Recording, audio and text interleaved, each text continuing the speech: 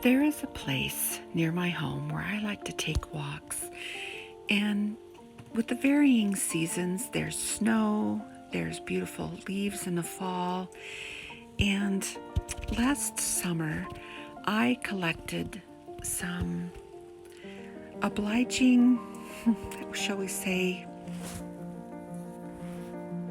wildflowers and botanicals from this rancher's field. I was walking along a roadway and I decided I wanted to always remember this place. And I didn't want to reinvent the wheel, but pressed flowers make the most beautiful memories.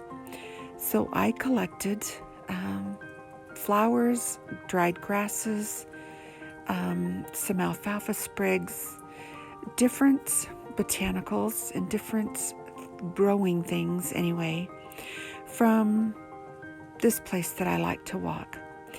And I pressed them really well all winter long between 2 pieces of wax paper and wedged that even between pages in my dictionary. This summer I wanted to finally make a bookmark out of these dried botanicals and these dried grasses, and they dried beautifully. You can see here they were pressed nice and flat. They dried with beautiful color. There you can see beautiful texture. I even sketched some of these botanicals in my sketchbook as practice, and it's just something I keep for my own benefit and use. I even found a 4-leaf clover in the mix, and if you look really closely, it looks like there's a blanket stitch around the leaves of that 4-leaf clover. And of course I had to include this 4-leaf clover in my bookmark collage. So here's just a close-up of some of the detail of some of these flowers and dried grasses and botanicals that I was so impressed with the way they dried, with the way they came out. Just some beautiful detail and beautiful texture, and actually beautiful color. So I picked out a piece of cardstock that was craft paper color on one side, but yet patterned on the other side.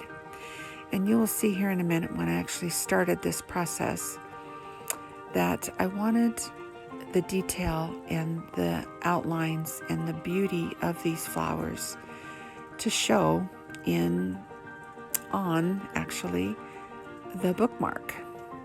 There's my 4-leaf clover, and these botanicals dried so well that they were very delicate, very crumbly, very dry. They were easy to kind of cut off the stems and arrange the way I wanted to. The flowers mainly, I cut off here at the stem. You'll just see I took my fingernail, and here in a minute I pull this closer to the camera so you can see a little bit better anyway. But I took just pieces that I wanted, dried stems, the dried flowers, kind of cut them off with my fingernail and arranged them on the cardstock side of this piece of, on the craft colored side of this piece of cardstock. The other side of this cardstock where I'm putting the flowers is that earth tone plaid, and you'll see that here in a minute. But I wanted to really, really see the outline of these flowers and the colors, and I didn't want any background colors detracting from what I was trying to accomplish here with putting all these different flowers on this card. to make a bookmark out of it. There's my 4-leaf clover. I couldn't forget that. That brings me good luck. I'm not generally superstitious, but I do like it when I find 4-leaf clovers. And then that piece that I'm putting on right there, that little flower, actually became a mistake in the end, but I loved the way that happy mistake turned out. And you'll see what I'm talking about here in a moment. I wish I knew the names of all of these flowers, but I do not. I remember where I collected them, a rancher's field, like I said, up where I walk, near an area here where I grew up along the Continental Divide. The area is just a very serene, very quiet, very calm place that I can collect my thoughts, and I frequently write in my journal there, and it's just a very special place to me. So here I got out my piece of laminating paper, and I wasn't trying to make it perfect because I knew I could take my rotary cutter and my mat and square up the sides. But here I pressed down very gently and very carefully, and when I went to fold over this piece of laminating plastic, I caught static electricity wise that one flower you can see right there, and it looks like it's kind of tipped over the edge, but I didn't mind. At first I panicked, but then I got to thinking about it, and when I trimmed my laminating plastic, I left 1/4 inch all the way around, so it kind of looks like that flower is tipping off the edge. Here you see me rubbing the laminate really well with my scissors, and I even got out just a decorative rolling pin and was really smashing it flat. There's the back side, so you can see there's craft paper color on one side, plaid on the other.